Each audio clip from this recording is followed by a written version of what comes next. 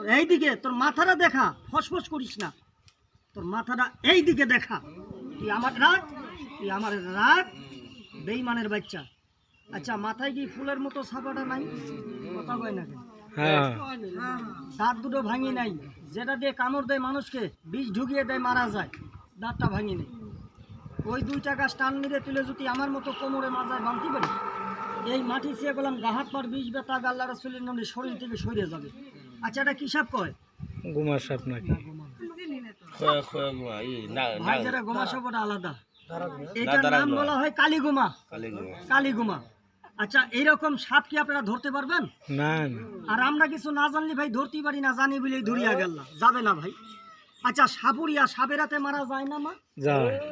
এই সাবেরাতে আমার বংশ নির্বংশ করছে, আমার গোষ্ঠী গেছে, আমার যে কোনদিন খাবে বলা যায় না।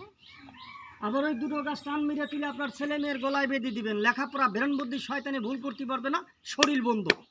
আপনার স্বামীর গলায় বেঁধে দিবি, স্বামীর ব্যবসা বাণিজ্য দুর্বলতা থাকবে না, গাছার দ্বারা স্বামী স্ত্রীর মিল থাকবে, পোকার বাতাস লাগবে না, আর গরুর ঠেঙে পেস মেরে দুধ খাতে পারবে না সাপে।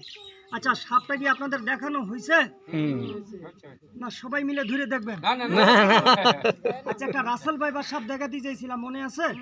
কালী ভাই এটা বন্ধ করে মা, রাসেল ভাইবার সাপটা দেখিয়ে দিয়ে রাস্তা দিয়ে চলে যায় না, রাগ করতেছে? এই যে আমরা খেলা দেখাই না ভাই, যারা খেলা দেখায় তারা বাড়ি বাড়ি থেকে চাইল টাইল তুলে এলে, আমার কাছে কি চাইল আছে? শুধু খালি সাপ আছে ভাই, আমরা চাইল টাইল নেই না, বন্ধ হয়ে যা যা। এই যে আমি রাসেল ভাইবার সাপটা দেখে যা, এই মা এই যে রাসেল ভাইবার সাপটা দেখে যা।